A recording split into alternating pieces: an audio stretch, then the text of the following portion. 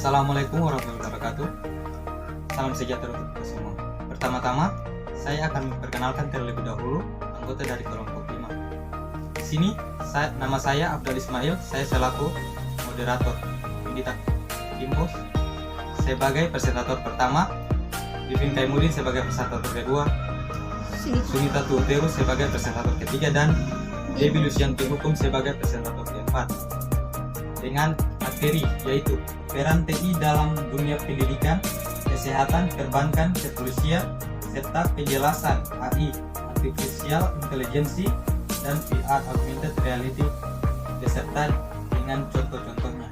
Oke, langsung saja saya serahkan kepada presentator pertama, yaitu Windy Taki. Terima kasih kepada moderator atas kesempatannya. Di sini saya selaku presentator pertama akan mempresentasikan materi yaitu peran TI dalam dunia pendidikan dan peran TI dalam dunia kesehatan. Langsung saja, peran TI dalam dunia pendidikan yaitu sebagai infrastruktur pembelajaran di mana bahan ajar tersedia dalam format digital. Dengan begitu, proses belajar bisa dilakukan di mana saja dan kapan saja, dan juga para murid tidak harus terpaku belajar pada tempat dan waktu yang telah ditentukan. Yang seperti kita lakukan sekarang, belajar secara online menggunakan internet. Banyaknya website, blog, forum, atau aplikasi yang kini banyak tersedia di internet, membuat siapa saja bisa belajar secara online. Contohnya, ada perpustakaan dalam bentuk digital yang mengakses sumber-sumber ilmu dengan cara yang mudah tanpa dibatasi jarak dan waktu. Ada juga diskusi online dari forum-forum yang terbentuk di internet yang membuat siapapun bisa berdiskusi dan bertukar pendapat dengan orang-orang yang tergabung dalam forum tersebut. Peran TI juga sebagai alat bantu dalam fasilitas pembelajaran, di mana kita ketahui kita tidak lagi menggunakan papan tulis dan kapur. Kini proses belajar mengajar lebih inovatif dan menyenangkan. Cara tersebut juga dikenal efektif karena lebih modern. Untuk itu, para tenaga pendidik juga wajib untuk mengikuti perkembangan teknologi supaya bisa mengajar sesuai tren yang sedang berkembang. Oke, selanjutnya peran TI dalam dunia kesehatan, yaitu berjasa dalam memperbaiki manajemen klinik hingga rumah sakit. Jika dulu staf harus mencatat riwayat kesehatan pasien secara manual dan dalam berkas seseorang, mereka dapat mengarsipkan semuanya di komputer. Selain itu, saat ada tamu yang mencari kamar atau meminta rincian biaya, staf dapat melakukan pencarian lebih cepat hanya dengan memasukkan data seperti nama pasien untuk mengakses database. Adapun manfaat teknologi informasi di dunia kesehatan yaitu memudahkan pasien memudahkan pasien dalam mengakses informasi dan pelayanan kesehatan hanya dengan ponsel atau komputer. Kini pasien dapat mengakses berbagai macam informasi di internet. Selain itu, berbagai macam layanan online yang hadir juga memudahkan pasien dalam mengakses pelayanan kesehatan.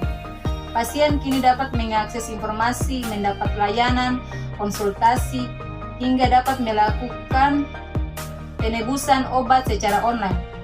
Hal ini tentu dapat menghemat tenaga dan waktu pasien. Untuk materi selanjutnya saya serahkan kepada presentator kedua. Terima kasih. Terima kasih untuk presentator pertama atas kesempatannya. Saya langsung saja ke materi selanjutnya, yaitu tentang peran TI dalam dunia perbankan dan peran TI dalam dunia kepolisian. Pertama, peran TI dalam dunia perbankan. Perbankan adalah lembaga lainnya yang mendapatkan manfaat maksimal dari kehadiran teknologi informasi. Kehadiran teknologi informasi tak dipungkiri membantu perbankan melayani nasabah tanpa harus meminta mereka datang ke kantor cabang. TI juga diterapkan transaksi perbankan lewat internet atau dikenal dengan internet banking. Beberapa transaksi yang dapat dilakukan melalui internet banking yaitu transfer uang, pengisian saldo, pemindahan bukuan, pembayaran tagihan, dan informasi rekening. Itu seterusnya yang kedua, peran TI dalam dunia kepolisian. Adapun peranan dari TI adalah untuk mendukung pelaksanaan tugas Polri di lapangan serta memberikan kemudahan bagi para pimpinan dalam mengambil keputusan dan membantu pembuatan SIM dengan menggunakan TI yang melibatkan komputer, kamera digital, perekam sidik jari, dan pencetak kartu SIM. Dimungkinkan untuk membuat SIM hanya dalam waktu singkat. Sekian penjelasan saya, setelah itu saya silahkan kepada presentator ketiga. Assalamualaikum warahmatullahi wabarakatuh. Terima kasih kepada presentator yang kedua. Di sini saya akan mempresentasikan materi tentang artificial intelligence atau kecerdasan buatan. Adalah sistem komputer yang mampu melakukan tugas-tugas yang biasanya membutuhkan kecerdasan manusia. Teknologi ini dapat membuat keputusan dengan cara menganalisis dan menggunakan data yang tersedia di dalam sistem. Proses ini mirip dengan manusia yang melakukan analisis sebelum memberikan keputusan. Contoh penerapan teknologi artificial intelligence yang pertama, filter email di Gmail. Google menggunakan AI untuk mengorganisir email yang masuk ke akun Gmail Anda. Sistem filter ini memudahkan pengguna untuk menemukan email penting dengan cepat.